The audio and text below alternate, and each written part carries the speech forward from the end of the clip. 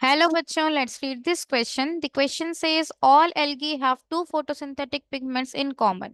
हमसे बोला गया कि जितने भी एल्गी हैं उनके पास दो फोटोसिंथेटिक जो पिगमेंट्स होते हैं वो कॉमन में होते हैं, तो बताओ वो कौन कौन से हैं।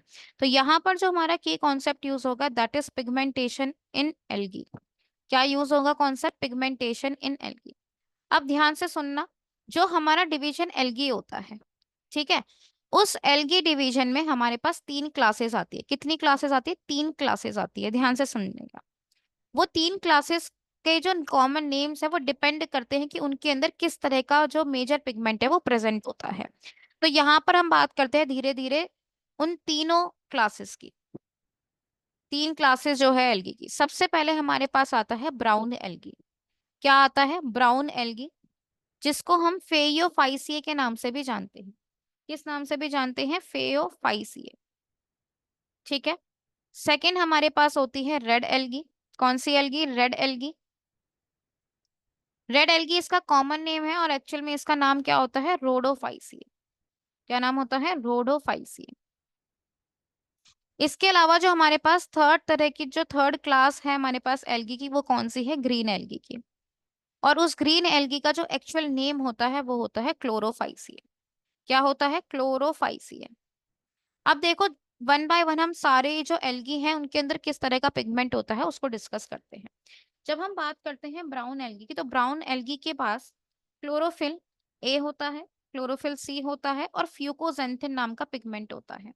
ये जो फ्यूकोजेंथिन है ये एक्चुअल में रिस्पॉन्सिबल है ब्राउन कलर इम्पार्ट करने के लिए, इसीलिए हम फेयोफाइसिए को ब्राउन एल्गी के नाम से भी जानते हैं। जब हम बात करते हैं रेड एल्गी की, तो इसके पास भी तीन तरह के पिगमेंट है, क्लोरोफिल ए, डी और फाइको इराइथ्रिन। क्या है? फाइको इराइथ्रिन। अब ध्यान से देखो, फाइको इराइथ्रिन में टर्म आ रही है इराइथ्रिन, और इराइथ्रिन वर्ड रिलेटेड होता है रेड कलर से। इसीलिए ये जो पिगमेंट है वो बहुत ज्यादा मेजरली प्रेजेंट होता है रोडोफाइसी के अंदर, इसीलिए हम उसको रेड एल्गी के नाम से भी जानते हैं। और लास्टली हमारे पास आता है ग्रीन एल्गी, जिसके अंदर होता है क्लोरोफिल ए और क्लोरोफिल बी। अब देखो, ये तो मेन पिगमेंट्स है जो कि हमारी इन तीनों क्लासेस ऑफ एल्गी में प्रेजेंट होते हैं। इन तीनों के अलावा कुछ ऐसा भी पिगमेंट है जो हर किसी एल्गी में प्रेजेंट होता है, जिसे कहते हैं कैरोटीन। ये कैरोटीन बेसिकली एक तरह का पिगमेंट ही है जो उनको लाइट के एब्जॉर्प्शन में हेल्प करता है। क्लियर हो गई ये बात? तो आइए देखते हैं हमारे इस क्वेश्चन का करेक्ट आंसर क्या होना चाहिए।